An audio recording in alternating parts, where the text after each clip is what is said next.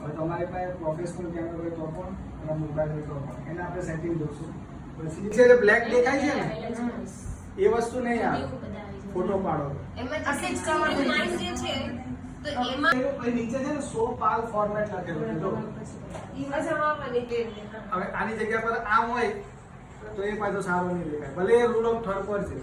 A rule of third 1/3 rules એક common છે photography language માટેનો કોમન રૂલ્સ છે કે આવો છે નહીં કરું. બાકી તમને આ એક માઇક્રો મોડ છે ઓડ નંબર